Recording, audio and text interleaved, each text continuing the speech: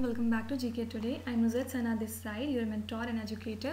So in this video we're gonna discuss most frequently asked questions of RRB NTPC exam. देखिए आगे अभी recently बहुत सारे बच्चों का NTPC का पेपर है लगातार, तो इसलिए मैंने अपनी एनालिसिस से कुछ क्वेश्चंस निकाले हैं जो बहुत ज़्यादा रिपीटेडली पूछे जा रहे हैं. NTPC के शायद ये फेवरेट क्वेश्चंस हैं, तो इसलिए क्विक वीडियो रहेगी. इसमें हम लोग जल्दी जल्दी वो सारे क्वेश्चंस देख लेंगे. Alright, with detailed explanation. So without any further delay, let's get started. Okay, one more thing I would like to tell you guys. See, there is a process of doing anything in this world, right? अगर आप ये video देख रहे हैं, अगर आप चाहते हैं कि ये क्वेश्चंस आप प्रैक्टिस करें, तो please don't watch it like an idle. Alright, see यहाँ पे जैसे सपोज मैं क्वेश्चन नंबर 1 कर रही हूँ, तो यहाँ पे आपको अपना वीडियो पॉज करना है. Alright, then try to think on your own कि आपको क्या इसका आंसर पता है, या फिर क्या आप ऑप्शन एलिमिनेशन की हेल्प से ये क्वेश्चन कर सकते हैं, या फिर गेस वर्क करके, मतलब कुछ भी करके आपको अपना एक आंसर यहाँ पे फाइंड आउट करना है. Alright, and then play the video. I will tell you answer, tally with that. और अगर आपका सही है तो गिव योर सेल्फ +1.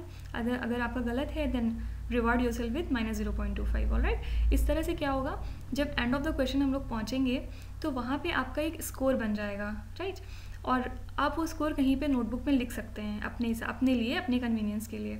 इससे क्या होगा कि आपकी प्रिपरेशन किस लेवल पे है ये चीज़ पता चलेगी. आपकी जो थिंकिंग एबिलिटी है वो अभी से इन्हांस होने लगेगी, इम्प्रूव होने लगेगी. एग्ज़ाम हॉल में जब आप बैठेंगे तो ये सारी चीज़ें आपको बहुत ज़्यादा हेल्प करेंगी.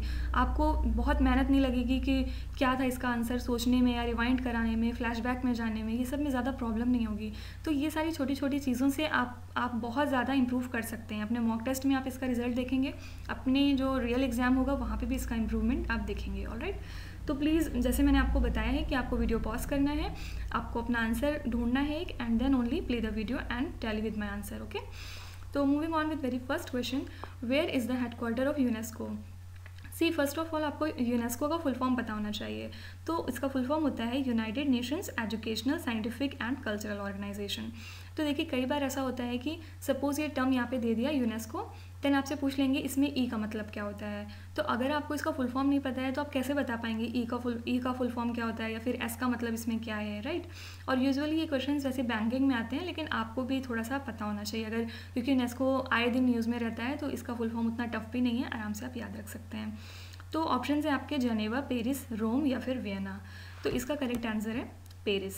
तो पेरिस की बात अगर हो गई है तो ये किस चीज़ की कैपिटल है, फ्रांस की कैपिटल है, और फ्रांस की कैपिटल के साथ साथ इसकी करेंसी क्या हो जाएगी, यूरो हो जाएगी. ऑलराइट, अगर देखिए यहाँ पे ऑप्शंस की बात करें तो सबसे पहला है यहाँ पे जेनेवा में देखिए आपका एक वर्ल्ड लेबर ऑर्गेनाइजेशन होता है, उसका हेडक्वार्टर वहाँ पे होता है, please remember that. Then Paris की बात हो गई है, और अगर रोम की बात करें तो वर्ल्ड फूड प्रोग्राम का हेडक्वार्टर यहाँ पे है. देखिए वर्ल्ड फूड प्रोग्राम इसलिए बहुत ज़्यादा इंपॉर्टेंट है क्योंकि अभी recently Nobel peace prize winner रह चुका है. राइट, तो इस वजह से ये बहुत ज़्यादा पूछ सकते हैं कि वर्ल्ड फूड प्रोग्राम का हेडक्वार्टर्स कहाँ पे है, तो रोम इटली में है. ऑलराइट, ये क्वेश्चन आपके लिए मेरे ख्याल से बहुत ज़्यादा इंपॉर्टेंट रहने वाला है. देन अगर वियना की बात करें तो इंटरनेशनल एटॉमिक एनर्जी की हेडक्वार्टर यहाँ पे है वियना में. ऑलराइट, तो देखिए मेरा ये वीडियो कराने का यही पर्पज़ है कि अगर आपसे हेडक्वार्टर ऑफ यूनेस्को पूछा लास्ट एनटीपीसी एग्जाम में, तो हो सकता है कि आपके शिफ्ट में इसमें से कोई क्वेश्चन आ सकता है कि लेबर ऑर्गेनाइजेशन का बता दीजिए, वर्ल्ड फूड प्रोग्राम का बता दीजिए. तो थोड़ा सा इस टाइप के जितने भी क्वेश्चन हैं आप एक बार देख लीजिए, उनको गो थ्रू हो लीजिए, बस नज़र भी देख लेंगे आप, नज़र भर के भी, तो वहाँ पे सिर्फ आपको ऑप्शंस पहचानने हैं, आपको अपना आंसर वहाँ पे नहीं लिखना है. एज यू नो कि ये ऑब्जेक्टिव होता है, कोई भी सब्जेक्टिव एग्जाम नहीं है. ऑलराइट, तो ये हो गया आपका first question. Question number 2, who is Nobel peace prize winner 2019. देखिए यहाँ पे एक बहुत ज़्यादा पॉइंट वाली बात ये है कि यहाँ पे 2019 पूछा है, जबकि अभी 2020 में recently Nobel peace prize announce हुए थे. राइट, तो कई बार होता है कि हम जल्दी जल्दी में 2019 ईयर देखना भी भूल जाते हैं, और जो हमको सबसे ज़्यादा याद है, जैसे अभी क्योंकि बहुत ज़्यादा ट्रेंडिंग में है कि ये चीज़ें पूछ सकते हैं एग्जाम में, तो सारे बच्चे उसको याद करके जाते ही हैं. और ऑप्शंस में अगर आपको दे दिया वर्ल्ड फूड प्रोग्राम, आप उसको ही क्लिक करके चले आएंगे तुरंत. राइट, तो इस वजह से ये छोटी छोटी चीज़ें आपको बहुत ज़्यादा ध्यान देने की ज़रूरत है. और ट्रस्ट मी फ्रेंड्स कि ये वाला क्वेश्चन बहुत सारे बच्चों ने गलत भी किया है, क्योंकि यहाँ मैंने ऑप्शंस में तो नहीं रखा है, लेकिन शायद वहाँ पे ऑप्शन में वर्ल्ड फूड प्रोग्राम भी था, इस वजह से उनका क्वेश्चन गलत हो गया था. लेकिन यहाँ पे हम 2019 की बात कर रहे हैं, please remember that. Okay, then first option है Donald Trump, Abiy Ahmed, Barack Obama या फिर नरेंद्र मोदी. तो इसका करेक्ट आंसर है अबी अहमद. अबी अहमद कौन है, ये एथियोपिया के प्राइम मिनिस्टर रह चुके हैं. ऑलराइट, अभी भी हैं एक्चुअली प्रेजेंट में भी. अब देखिए अगर एथियोपिया की बात हो गई है तो वहाँ के प्रेसिडेंट इतने टाइम कौन है, सालेवर्क ज़ेउडे हैं, और वहाँ की करेंसी होती है बिर, BIRR बिर, ऑलराइट। और 1 बिर इज़ इक्वल टू होता है 1.85 रुपीज़, यानी अगर वहाँ पे किसी के पास 1 बिर है उनकी करेंसी, तो यहाँ पे 1.85 रुपीज़ के बराबर उसके पास पैसा है, alright. I hope you understand. और अगर नोबेल पीस प्राइज़ 2020 की बात करें तो वर्ल्ड फूड प्रोग्राम को मिला है, अभी पीछे ही हम लोग ने बात की थी, और उसका हेडक्वार्टर्स है रोम, और रोम इटली में, ऑलराइट। देखिए एक क्वेश्चन और बहुत इंपॉर्टेंट यहाँ पे हो जाता है। एक्चुअली देखिए नोबेल प्राइज़ जो होता है ना वो 6 कैटेगरीज में बांटा जाता है। First is literature, then peace, physics, medicine, chemistry, and the last one is physiology, या फिर उसको मेडिसिन भी बोल सकते हैं। तो 6 कैटेगरीज ये होती हैं। एक बार आई रिमेंबर कि एक क्वेश्चन मैंने कहीं देखा था, उसमें था कि कौन सा इसमें से कैटेगरी नहीं है नोबेल पीस प्राइज़ की, और उसमें एक था शायद एविएशन करके कुछ था, तो वो उसका करेक्ट आंसर था, राइट। तो प्लीज़ रिमेंबर कि 6 कैटेगरीज होती हैं, और मैंने आपको कैटेगरीज भी बता दी हैं, आप चाहें तो उसको कहीं नोट भी कर सकते हैं, ओके। तो देखिए यूजुअली इसमें क्या होता है कि इसमें एक लोग को नहीं मिलता है, 2-3 लोग को एक साथ मिल जाता है, लेकिन इस बार का जो नोबेल प्राइज़ था लिटरेचर का, उसमें एक पर्सन को मिला है, और वो बार बार एग्जाम में अभी पूछा भी जा रहा है। तो प्लीज़ रिमेंबर दैट उनका नाम है लुइस ग्लिक, और ये शायद USA से हैं। आई डोंट थिंक, मतलब मैं श्योर नहीं हूँ, शायद ये USA ही से थे, लेकिन प्लीज़ एक बार आप कंफर्म कर लीजिएगा। लेकिन इनका नाम बहुत इंपॉर्टेंट है, प्लीज़ आप याद रखिएगा, लुइस ग्लिक, ऑलराइट। तो ये हो गई क्वेश्चन नंबर 2 की बात। अगर आप इस तरह से पढ़ के जाएंगे, अपने क्वेश्चंस को एनालाइज करके जाएंगे, तो जब तक आपकी शिफ्ट आएगी आप बहुत सारे क्वेश्चन से ऑलरेडी फैमिलियर हो जाएंगे, राइट। उसके आगे पीछे का अगर आप इस तरह से एनालिसिस करके पढ़ लेंगे, then it would be very very beneficial to you guys. So इसलिए मैं इतना एम्फेसाइज कर रही हूँ। देखिए ये सारा कंटेंट, ये सारी PDF आपको गूगल, यूट्यूब पे कहीं पे भी मिल जाएगी, लेकिन जो मैं ये इतना डिटेल्ड एनालिसिस कर रही हूँ हर एक क्वेश्चन का, ये चीज़ें आपको खुद करनी चाहिए, क्योंकि ये चीज़ आपको कोई नहीं करके देगा, राइट। ये चीज़ें भी मैंने खुद से की हैं, खुद से ढूंढा है, लिखा है, उसके बाद मैं आपको बता रही हूँ। तो प्लीज़ आप कोशिश करिए कि आप ये सब सारी आदत डालिए अपने अंदर, तभी आपकी GA बहुत अच्छी हो जाएगी एक दिन, alright. So coming back, question number 3 is full form of man. देखिए एक चीज़ और मुझे आपको बतानी है, RRB NTPC के एग्ज़ाम में इस बार कंप्यूटर से भी बहुत सारे क्वेश्चंस आ रहे हैं, तो थोड़ा सा आप जो बेसिक टर्मिनोलॉजीज़ होती हैं कंप्यूटर की वो थोड़ा सा देख के जाइएगा, ओके। तो ऑप्शन हैं metro area network, metropolitan area network, mass area network, या फिर मीडिया एरिया नेटवर्क। तो इसका करेक्ट आंसर है मेट्रोपॉलिटन एरिया नेटवर्क। देखिए मैन की बात हो गई है, तो इससे जुड़े से 2 वर्ड और हैं, वैन और लैन, राइट। तो वैन का फुल फॉर्म होता है वाइड एरिया नेटवर्क, एंड लैन का फुल फॉर्म होता है लोकल एरिया नेटवर्क। तो प्लीज़ रिमेंबर दैट, हो सकता है इस बार आपकी शिफ्ट में वैन या लैन में से कुछ आ जाए, तो इसलिए मैन, वैन, लैन तीनों याद रखिएगा। एक्चुअली एरिया नेटवर्क तो याद रखने की ज़रूरत नहीं है, बस जो फर्स्ट लेटर है उसका वर्ड मतलब आप याद रखिए, alright. Question number 4, founder of Indian national Congress. Indian national Congress जो सबसे पहले इसकी स्थापना किसने की थी, ये पूछा गया है। तो ऑप्शंस है महात्मा गांधी, जवाहरलाल नेहरू, A.O. ह्यूम, या फिर B.N. राव। तो इसका करेक्ट आंसर है A.O. Hume, alright.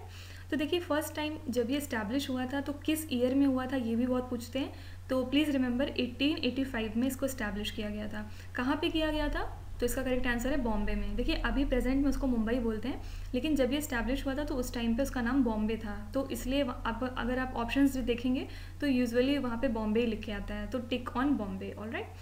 अब अगर देखिए महात्मा गांधी जी की बात करें तो उनको कौन नहीं जानता है।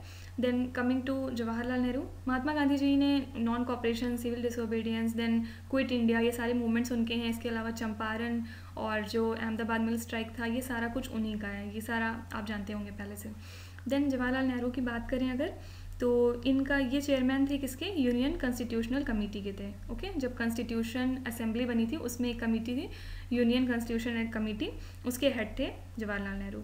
And B.N. राव की बात करें तो ये कॉन्स्टिट्यूशनल एडवाइज़र रह चुके हैं, constitution adviser of constituent assembly, alright. Question number 5, grey revolution is related to. देखिए ये बहुत ज़्यादा इंपॉर्टेंट क्वेश्चन है और बहुत फेवरेट क्वेश्चन है वनडे एग्जाम वालों का। तो इसकी एक छोटी सी लिस्ट होती है जिसमें 12 या 15 हैं रेवोल्यूशंस, तो उसको आप एक बार अच्छे से मेमोराइज़ कर लीजिए। तो यहाँ पे ऑप्शंस हैं आपके एक्स, फर्टिलाइज़र, वाटर, या फिर वीट। तो इसका करेक्ट आंसर है fertiliser. Grey revolution is related to fertilisers, okay. और अगर एक्स की बात करें तो एक्स के लिए जो रेवोल्यूशन आया था वो था सिल्वर रेवोल्यूशन, ऑलराइट। और अगर वाटर की बात करें तो ब्लू रेवोल्यूशन, इसको तो बहुत अच्छे आसानी से आप रिलेट भी कर सकते हैं कि वाटर थोड़ा सा ब्लू दिखाई देता है, ओशन का कलर होता है ब्लू, तो इसलिए ब्लू रेवोल्यूशन वाटर के लिए यूज़ होता है। और wheat as you know green revolution. और इसके अलावा देखिए 2-3 मैं और बता दे रही हूँ। पेट्रोलियम के लिए हम पेट्रोलियम के लिए आया था ब्लैक रेवोल्यूशन, ऑलराइट। और इसके अलावा बहुत ज़्यादा इंपॉर्टेंट एक है गोल्डन रेवोल्यूशन, वो यूज़ हुआ था हॉर्टिकल्चर के लिए। हॉर्टिकल्चर मीन्स जो फ्रूट्स एंड वेजिटेबल्स ग्रो करते हैं उस प्रोसेस को बोलते हैं हॉर्टिकल्चर, तो उसके लिए गोल्डन रेवोल्यूशन आया था। तो ये छोटे छोटे हैं, बाकी और आप एक बार लिस्ट से गो थ्रू हो जाइएगा। Question number 6, Sariska wild life sanctuary is located at. देखिए जितने भी वाइल्ड लाइफ सेंचुरीज़ हैं या फिर नेशनल पार्क्स हैं या फिर बायोस्फीयर रिजर्व्स हैं, तो प्लीज़ उसको याद रखिएगा, ऑलराइट। अभी देखिए एक्चुअली रिसेंटली रामसर कन्वेंशन भी आया था, उसमें बहुत सारी साइट्स ऐड हुई हैं, नई साइट्स ऐड हुई हैं। आई रिमेंबर ऑल्सो कि एनटीपीसी के एग्ज़ाम में एक क्वेश्चन ये भी आया था कि अभी प्रेजेंट में रामसर साइट्स कितनी हो गई हैं इंडिया में, तो उसका करेक्ट आंसर था 42। प्लीज़ रिमेंबर, ये क्वेश्चन अभी मुझे अचानक से याद आ गया। तो इसलिए ये सारी चीज़ें इंपॉर्टेंट हो जाती हैं क्योंकि ये न्यूज़ में बहुत ज़्यादा रहती हैं। और देखिए एक चीज़ और ये है कि जो भी नई साइट्स अभी ऐड हुई हैं, आप उनका एक बार रीजन देख सकते हैं कि वो कहाँ से बिलोंग करती हैं, राइट। अगर कोई नेशनल पार्क है तो वो कौन से स्टेट में था, ये सारी चीज़ें आप एक बार लिस्ट गूगल पे आप डालेंगे तुरंत आ जाएगा, एक बार आप पढ़ लीजिएगा, ऑलराइट। तो यहाँ पे आपके ऑप्शंस हैं गुजरात, उत्तराखंड, वेस्ट बंगाल या फिर राजस्थान। तो इसका करेक्ट आंसर हो जाएगा Rajasthan, alright. Sariska wild life sanctuary is located in Rajasthan. अब देखिए अगर गुजरात की बात करें तो यहाँ पे सब जानते हैं गिर फॉरेस्ट पाया जाता है, जहाँ पे सबसे ज़्यादा फेमस है वहाँ के एशियाटिक लॉयंस, राइट। देन अगर उत्तराखंड की बात करें तो यहाँ पे जिम कॉर्बेट है। Jim Corbett is the oldest national park. Please ये भी चीज़ इंपॉर्टेंट है, आप याद रखिएगा कि ये ओल्डेस्ट है जिम कॉर्बेट, ऑलराइट। और अगर वेस्ट बंगाल की बात करें तो यहाँ पे कौन नहीं जानता कि यहाँ पे सुंदरबन है, alright. Question number 7, Sabarimala temple is located at. देखिए सबरीमाला टेम्पल से आपको कुछ याद आ रहा होगा, अभी पिछली वाली वीडियो में मैंने आपको स्टैटिक वाले पार्ट में कुछ बताया था इससे रिलेटेड। अगर आपने वो वीडियो नहीं देखी है please go and check that video, okay. तो इसके ऑप्शन है आपके कर्नाटका, तमिलनाडु, केरला या फिर आंध्र प्रदेश। तो इसका करेक्ट आंसर है केरला। अब देखिए सबरीमाला टेम्पल कहाँ पे है, बेसिकली केरला में तो है, लेकिन एक वहाँ पे डिस्ट्रिक्ट है जिसका नाम है Pathanamthitta. Please remember the name, Pathanamthitta, okay. तो उस डिस्ट्रिक्ट में ये वाली टेम्पल है और रिसेंटली ये बहुत ज़्यादा न्यूज़ में था। एक्चुअली न्यूज़ में इस वजह से था क्योंकि इस टेम्पल में गर्ल्स और जो वुमेन होती हैं जो भी प्यूबर्टी की एज पे हो जाती हैं, जिनका मेंस्ट्रुअल साइकिल स्टार्ट हो जाता है, उनको वहाँ पे अलाउ नहीं कर रहे थे जाने के लिए अंदर। तो इस वजह से काफ़ी ज़्यादा झगड़ा था, मतलब काफ़ी यही रीज़न था कंट्रोवर्सी का। सबरीमाला टेम्पल इस वजह से न्यूज़ में था, राइट। तो फिर बाद में ये हुआ कि इसकी वजह से आर्टिकल 14 और 15 वायलेट हो रहा है, जेंडर के बेसिस पे हम लोग ये नहीं कर सकते हैं, इस वजह से काफ़ी ज़्यादा न्यूज़ में आ गया था। और आर्टिकल 15 आपका क्या है, RRCSP, race, religion, caste, sex and place of birth के बेसिस पे आप किसी के साथ भी इस तरह का बर्ताव नहीं कर सकते हैं। अगर जेंडर, क्योंकि यहाँ पे ये बात हो गई थी ना कि मेल जा सकते हैं लेकिन फीमेल नहीं जा सकती हैं, क्यों नहीं जा सकती हैं, तो यहाँ पे जेंडर इनइक्वालिटी की बात आ गई थी, तो that's why it was in news. तो इसलिए मैंने आपको थोड़ा सा ब्रीफली बता दिया। बस आपको ये याद रखना है कि Sabarimala temple is in Kerala. Then question number 8, unit of electric current is. देखिए यूनिट्स बहुत ज़्यादा पूछते हैं फिजिक्स में, तो जो बेसिक यूनिट्स हैं, सपोज जैसे मैग्नेटिक फील्ड है उसकी यूनिट टेस्ला होती है, तो इस टाइप का जो बेसिक है वो प्लीज़ आप एक बार याद रखिएगा। तो यहाँ पे ऑप्शंस हैं एम्पियर, वोल्ट, ओम या फिर वॉट। तो इसका करेक्ट आंसर है एम्पियर। देखिए अगर वोल्ट की बात करें तो ये पोटेंशियल डिफरेंस की यूनिट होती है, ओम होती है रेजिस्टेंस की यूनिट और वॉट होती है पावर की यूनिट, ऑलराइट। इसके अलावा देखिए आप और थोड़ा सा याद रख सकते हैं, जूल होती है एनर्जी की भी यूनिट और वर्क की भी यूनिट। देखिए क्वेश्चन एक बार और मैंने कहीं पढ़ा है ये कि इसमें से कौन सी क्वांटिटीज़ हैं जिनकी सेम यूनिट्स होती हैं, तो अब बहुत सारे ऑप्शंस थे, तो उसमें से करेक्ट आंसर था वर्क और एनर्जी, इन दोनों की यूनिट सेम होती है, दैट इज़ जूल, ऑलराइट। इसी तरह फोर्स की यूनिट आपको पता है न्यूटन होती है, प्रेशर की होती है पास्कल, मैग्नेटिक फील्ड की अभी मैंने आपको बताई टेस्ला होती है। तो इस तरह छोटी छोटी जो यूनिट्स होती हैं प्लीज़ उसको याद रखिएगा। Question number 9, the minimum age limit for the membership of the panchayats is. यानी कि अगर आपको पंचायत में जाना है तो उसके लिए अगर आपको उसकी मेंबरशिप चाहिए तो उसके लिए आपकी कम से कम एज लिमिट कितनी होनी चाहिए। तो ऑप्शन हैं 35 ईयर्स, 21 ईयर्स, 25 ईयर्स या फिर 30 ईयर्स। तो इसका करेक्ट आंसर हो जाएगा 21 ईयर्स। देखिए एक्चुअली 35 ईयर्स होता है प्रेसिडेंट के लिए, प्रेसिडेंट की एज 35 ईयर से कम नहीं हो सकती है, ओके। और 25 ईयर्स होती है लोकसभा मेंबर्स के लिए। अगर आपको लोकसभा में जाने की दिलचस्पी है, अगर आप लोकसभा जाना चाहते हैं, ज्वाइन करना चाहते हैं, तो आपकी उम्र 25 साल से कम नहीं हो सकती है, ओके। और राज्यसभा के लिए यही एज हो जाती है 30 ईयर्स। तो ये चारों बहुत ज़्यादा इंपॉर्टेंट है, प्लीज़ याद रखिएगा, क्योंकि शायद RRB NTPC के मतलब इसके पहले जो एक बार एग्ज़ाम हो चुका है बहुत पहले, उसमें एक ये क्वेश्चन था कि जो लोकसभा होते हैं, लोकसभा मेंबर्स, उनकी मिनिमम एज कितनी होती है। तो आप देख रहे हैं ना कि पिछले साल देखिए लोकसभा पूछा था, इस बार आपसे पंचायत पूछा है, तो घुमा फिरा के उनको इसी में बस ऐसे ही घूमते रहना है, इसी से वो क्वेश्चन पूछेंगे बार बार। तो इसीलिए मैं आपको बार बार सजेस्ट कर रही हूँ कि अगर एक क्वेश्चन आप पढ़ रहे हैं तो थोड़ा सा पढ़ लीजिए, उसके आगे पीछे का भी थोड़ा देख लीजिए। तो क्या होगा कि अगर आपकी शिफ्ट में ऐसे कोई क्वेश्चन आते हैं तो आप उसको आराम से टिक कर सकते हैं, है ना। Question number 10, who appoints chief election commissioner of India. Chief justice of India, president of India, prime minister of India, या फिर नन ऑफ द अबव, इसमें से कोई भी नहीं। तो इसका करेक्ट आंसर है द प्रेसिडेंट ऑफ इंडिया। देखिए यूजुअली होता ये है कि जो आपकी सेंट्रल बॉडीज़ होती हैं, उनके जो हेड्स होते हैं उनको प्रेसिडेंट ही अपॉइंट करेंगे, ऑलराइट। और जो आपके स्टेट कमिटीज़ होती हैं, उनके जो हेड्स होते हैं उनको यूजुअली गवर्नर अपॉइंट करते हैं। तो ये छोटा सा आप याद रख सकते हैं फॉर योर रेफरेंस। तो यहाँ पे इसका करेक्ट आंसर हो जाएगा president of India. Question number 11, when did Gandhi ji came back to India from South Africa. देखिए आपको पता होगा कि पहले गांधी जी साउथ अफ्रीका में थे, उसके बाद यहाँ से गोपाल कृष्ण गोखले जी जाते हैं उनको बुलाने के लिए।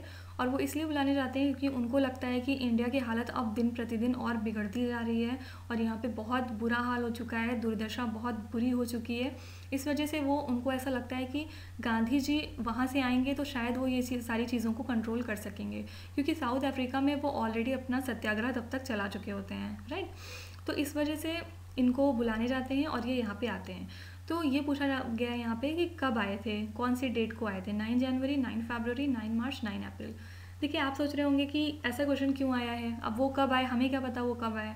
लेकिन एक्चुअली ये इसलिए इम्पॉर्टेंट है क्योंकि इस दिन हम लोग एक डे भी मनाते हैं, इस वजह से ये क्वेश्चन आया है। तो यहाँ पे बेसिकली आपका स्टैटिक नॉलेज भी चेक करने के लिए ये क्वेश्चन डाला गया है कि क्या आपको पता है कि वो दिन हम लोग कब मनाते हैं, कौन सा दिन की बात कर रहे हैं यहाँ पे। तो इसका करेक्ट आंसर हो जाएगा 9 जनवरी। इस दिन हम लोग मनाते हैं Pravasi Bharatiya Divas, to give a tribute to all of those जो बाहर रहते हैं, इंडिया के हैं लेकिन इंडिया से बाहर रहते हैं, ऑलराइट। तो इसलिए ये दिन इंपॉर्टेंट हो जाता है। और अगर आपसे ईयर कभी पूछ लेंगे तो 1915, ऑलराइट, 9 जनवरी 1915 में Gandhi ji came back from South Africa to India. Question number 12, who discovered electron. Very easy question I guess. J Thomson, Rutherford, Newton या फिर गैलीलियो। इसका करेक्ट आंसर है J Thomson. Electron, proton, neutron, please ये चीज़ आपकी ज़बान पे होनी चाहिए, एकदम रटी होनी चाहिए। इलेक्ट्रॉन को डिस्कवर किया था जे थॉमसन ने, प्रोटॉन को रदरफोर्ड ने, एंड न्यूट्रॉन को चैडविक जी ने। Question number 13, in whose era did Hiuen Tsang come to India. देखिए ये भी बहुत बार पूछते हैं कि किसके एरा में कौन से फॉरेन ट्रैवलर इंडिया में आए थे, ओके। तो ऑप्शंस हैं चंद्रगुप्त मौर्य, हर्षवर्धन, अशोका द ग्रेट या फिर बिम्बिसारा। तो इसका करेक्ट आंसर है हर्षवर्धन, ओके। तो देखिए एक चीज़ और, यहाँ पे एक और फॉरेन ट्रैवलर थे जिनका नाम था इब्न बतूता। तो वो किसके एरा में आए थे, उसका करेक्ट आंसर है मोहम्मद बिन तुगलक। वो तुगलक डायनेस्टी के जो मोहम्मद बिन तुगलक थे उनके एरा में इंडिया में आए थे। और ये कहाँ से थे, ये भी बहुत बार पूछते हैं, ये मोरक्को के थे इब्न बतूता, ऑलराइट। और इसके अलावा देखिए मेगास्थनीज आए थे चंद्रगुप्त मौर्य के एरा में, और फाहियान आए थे चंद्रगुप्त सेकंड के एरा में आए थे। देखिए चंद्रगुप्त मौर्य अलग हैं और Chandragupta first and Chandragupta second ये अलग हैं, क्योंकि जो चंद्रगुप्त मौर्य हैं वो मौर्यास डायनेस्टी के हैं और चंद्रगुप्त फर्स्ट एंड सेकंड ये दोनों गुप्ता डायनेस्टी के हैं, ऑलराइट।